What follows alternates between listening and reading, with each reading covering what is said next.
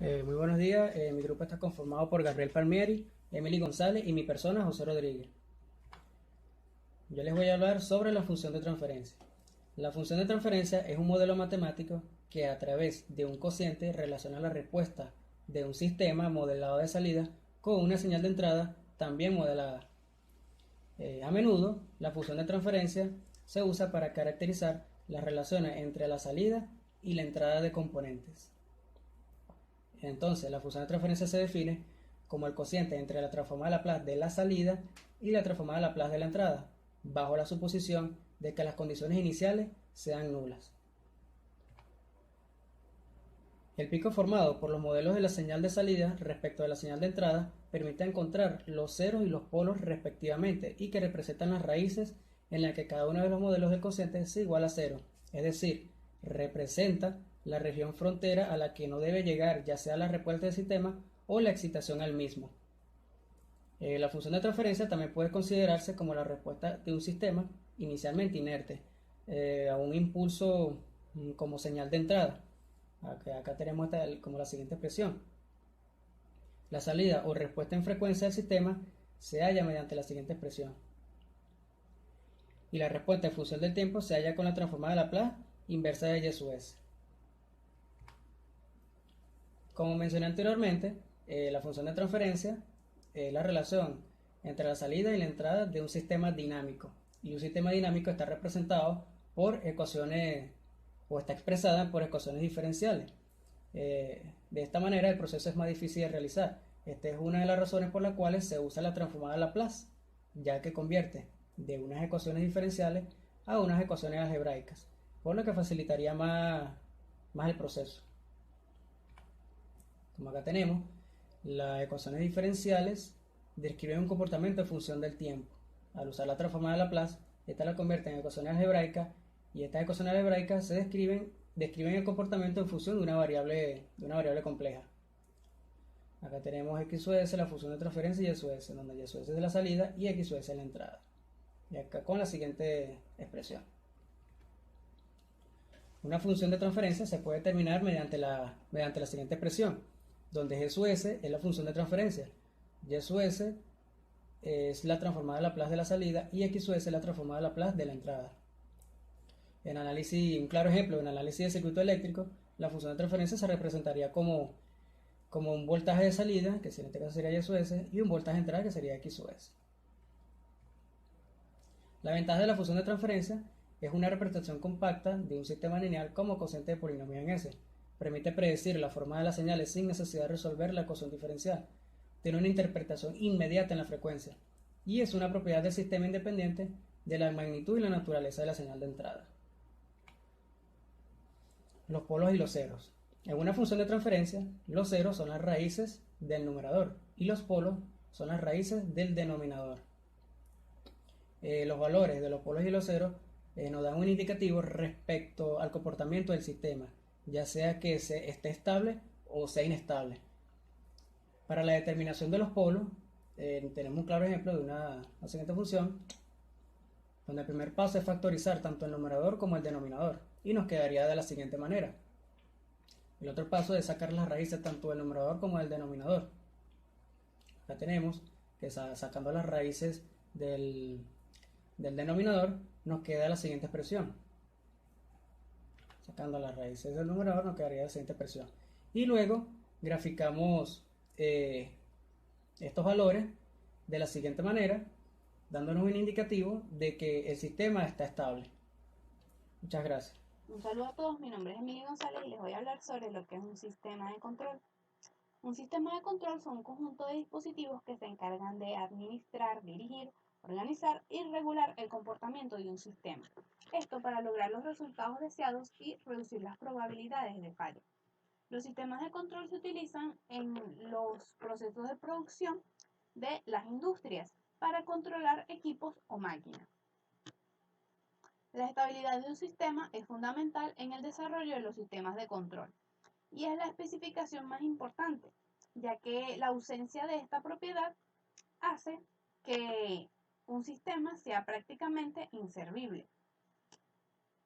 El que un sistema sea inestable o estable Es una propiedad del sistema mismo y no depende de la entrada ni de la función de excitación del sistema.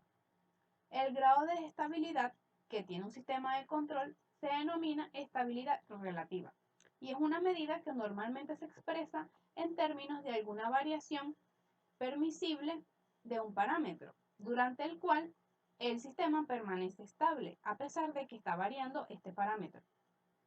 La estabilidad se puede estudiar con diversos métodos: el criterio Routh-Hurwitz, el criterio de Nyquist, el lugar de las raíces y el diagrama de Bode. Los tres últimos son métodos gráficos y el primero es un método algebraico, pero todos ellos se encargan de analizar cuál es la estabilidad de un sistema según estudiando su función de transferencia o su ecuación característica. Existen tres tipos de estabilidades de sistema: el sistema estable, el sistema inestable y el sistema marginalmente estable. Un sistema estable es todo aquel sistema o proceso que tiene una salida limitada o acotada cuando su entrada es limitada o acotada. A este concepto se le denomina vivo de estabilidad, por sus siglas en inglés: Bounded Input, Bounded Output. También, para entenderlo mejor, el sistema se considera estable cuando la respuesta transitoria desaparece, es decir, va disminuyendo, tiende a cero, cuando el tiempo va creciendo, es decir, tiende a infinito. La respuesta transitoria se conoce como el comportamiento de la salida de un sistema desde un estado inicial hasta un estado final. Esta descripción se puede ver en la imagen inferior derecha, en la que la señal de salida va disminuyendo mientras va aumentando el valor del tiempo. También se considera que un sistema es estable cuando sus raíces son reales negativas o complejas con la parte real negativa. Es decir, que todas las raíces se encuentran en el semiplano izquierdo de la variable compleja S, que es la región estable. Está también el sistema marginalmente estable, que se encuentra en el límite entre la estabilidad y la inestabilidad. Se presenta cuando las raíces de la ecuación característica tienen partes reales iguales a cero, es decir, que se encuentran sobre el eje de las imaginarias y tiene una oscilación permanente y su amplitud se mantiene, es decir, no crece ni decrece cuando el tiempo tiende a infinito. Un sistema inestable es cuando existe por lo menos una salida no acotada o ilimitada para una entrada acotada. Este tipo de sistemas, la señal oscila indefinidamente y va a crecer ilimitadamente según vaya aumentando el tiempo. También se considera un sistema inestable cuando alguna de sus raíces se encuentra en el lado derecho de la variable compleja S, es decir, que sus raíces reales son positivas. Este tipo de sistema suele ser peligroso para un proceso, ya que la salida no es controlada y puede dañar al mismo sistema o a los sistemas adyacentes. Existen dos grandes clasificaciones de los sistemas de control. Está el control de lazo abierto y el control de lazo cerrado. Los sistemas de control de lazo abierto son todos aquellos sistemas en los que la salida no afecta a la acción de control.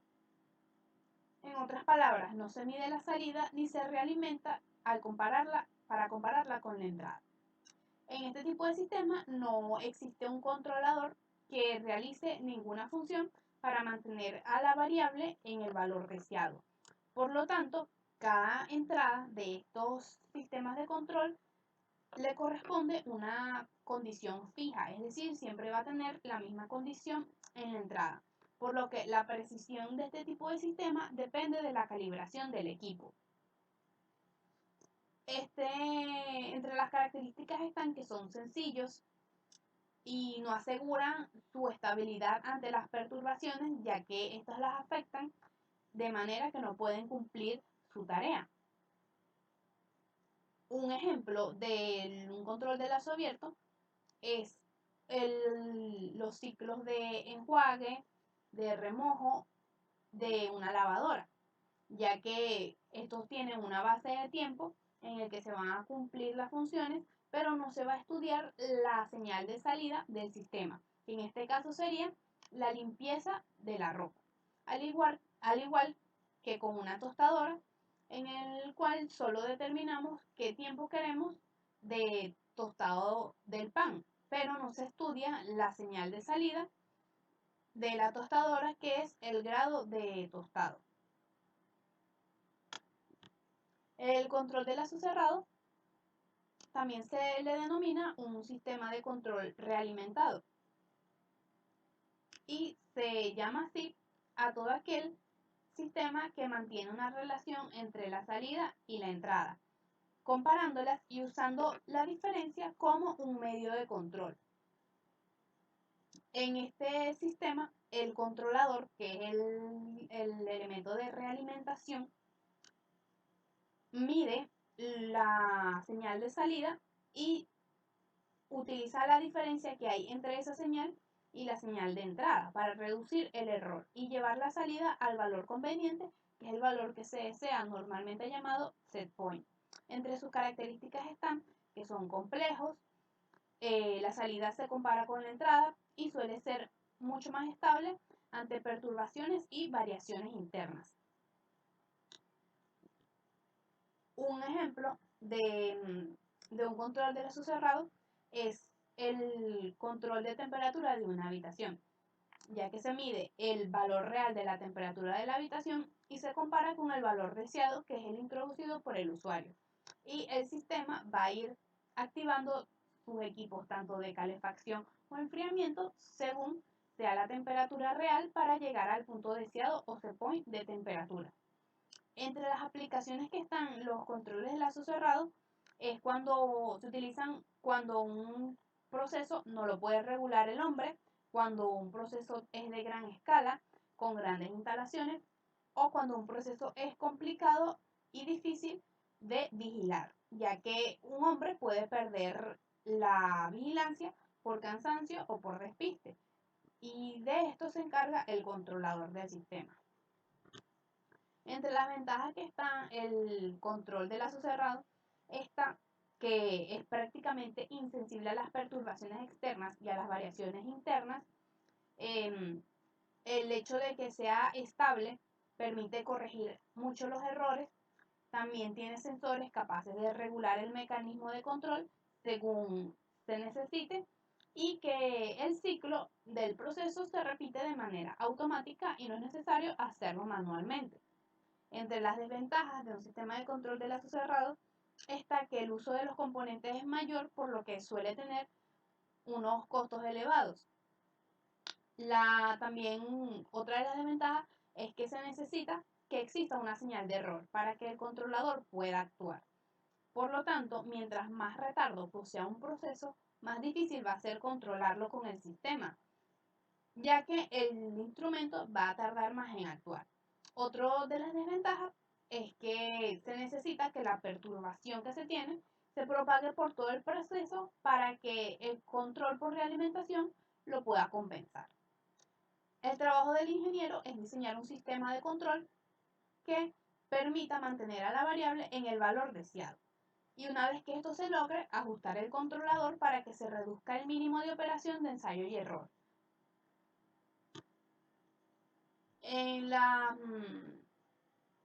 Para representar más fácilmente lo que es un sistema de control, se utiliza mayormente un diagrama de bloques, que es una representación gráfica del funcionamiento interno de un sistema. Esto se hace mediante los bloques, las relaciones que hay entre ellos y sus entradas y sus salidas, así como también representa lo que son las funciones que lleva a cabo cada componente y el flujo de las señales. Entre las ventajas que tienen los diagramas de bloque es que es fácil formar un diagrama general de todo el sistema solamente conectando los bloques de los componentes según el flujo de las señales. Además de que se pueden evaluar las contribuciones de cada componente de una manera más fácil que si se estudia el sistema en físico. Otra de las ventajas es que al no haber una descripción de cómo es el sistema en físico, muchos sistemas de diferentes procesos pueden tener el mismo diagrama de bloque o también un mismo proceso puede tener diferentes diagramas de bloques según el punto de análisis desde el que se vea, pero siempre van a tener la misma función de transferencia, la misma salida y la misma entrada. Los diagramas de bloques normalmente constan de 4 partes: el bloque funcional, las flechas, el punto sumador y el punto de bifurcación o de derivación. El bloque funcional es un símbolo que representa la operación matemática sobre el que actúa la señal de entrada para producir la señal de salida. Las funciones de transferencia normalmente se colocan en estos bloques. Las flechas indican el flujo de información y representan las variables del proceso o las señales de control. Cada punta de la flecha indica la dirección del flujo de la información. La flecha que apunta hacia el bloque es la de entrada y la flecha que se aleja del bloque es la señal de salida. También está el punto sumador, que normalmente indica una operación de suma o de resta dependiendo de la punta de la flecha que esté indicando. También está el punto de bifurcación, que es la posición sobre una flecha en la cual la información sale y va de manera recurrente a otros puntos de sumatoria o a otros bloques funcionales. Los diagramas de bloque de realimentación son los que se utilizan para los sistemas de control de lazo cerrado. En este tipo de diagramas, la salida, que en este caso es CDS, realimenta al punto suma, donde se compara con la entrada, que es RDS. Cuando la salida se va a comparar en el punto suma con la entrada, se necesita transformar esta señal para poder compararla con la señal de entrada, por lo que se utiliza el elemento de realimentación, cuya función es HDS, como podemos ver en la figura inferior. La función de este elemento, como dije anteriormente, es modificar la salida para que se pueda comparar con la entrada. En la parte física tiende a ser un sensor que se utiliza para medir la salida y generar una señal de error. Cuando los diagramas de bloques tienden a ser muy complicados y contienen muchos lazos de realimentación, estos se simplifican mediante un reordenamiento de reglas según reglas que hay del álgebra de los diagramas de bloques. Hay que tener en cuenta que al reducir un diagrama de bloques, el producto de las funciones de transferencia debe ser las mismas, ya sea en la dirección de trayectoria y la función de transferencia que hay alrededor del lazo. Esta no puede cambiar.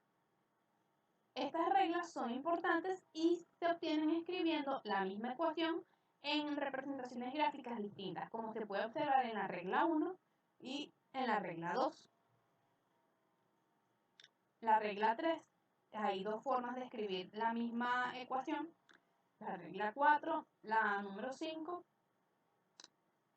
y las que más se utilizan en la reducción de los diagramas de bloques son estas dos propiedades, en las que al pasar una señal desde atrás de un bloque, por así decirlo, hacia adelante, la función que se obtiene de ahí es el inverso de esa señal, es decir, 1 sobre g.